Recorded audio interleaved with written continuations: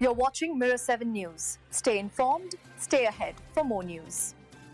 In Nepal, a powerful wave of protests, led mainly by young people, has shaken the country and forced the resignation of Prime Minister K.P. Sharma Oli. What started as outrage over the government's sudden decision to block popular social media platforms quickly turned into something much bigger: a nationwide demand for accountability, economic opportunity, and an end to corruption. The demonstrations, driven mostly by Generation Z, those between 13 and 28 years old, became the largest and deadliest unrest the country has seen in decades. By the time security forces were deployed with live ammunition, water cannons, and tear gas, at least 19 people had been killed, and hundreds more were injured. Streets in Kathmandu and other major cities were filled with students, many wearing school uniforms, who defied curfews and risked their lives to make their voices heard. The trigger for these protests was the government's decision to block over 24 social media platforms,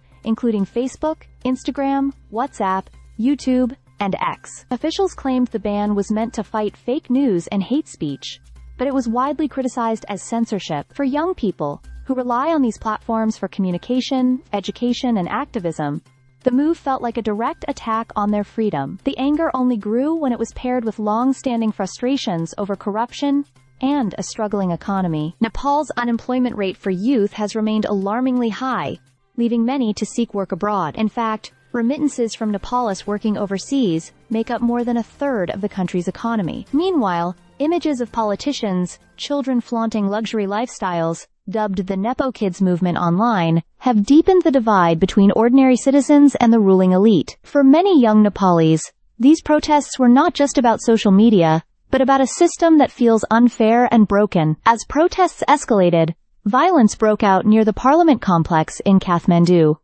Protesters set fire to police vehicles, booths, and even an ambulance. Security forces responded with rubber bullets and tear gas, but eyewitnesses say live rounds were also used. The health ministry confirmed more than 400 people were hospitalized, and international groups such as the UN and Amnesty International condemned the excessive use of force, calling for transparent investigations. Under mounting pressure, Prime Minister Oli announced his resignation, saying he was deeply saddened by the bloodshed, but blaming vested interest groups for the violence.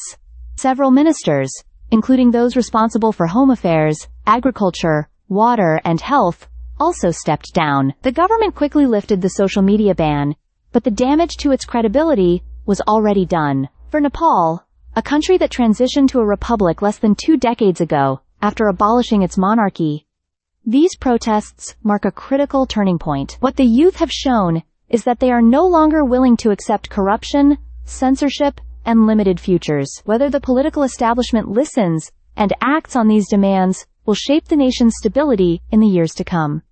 Stay subscribed for more videos.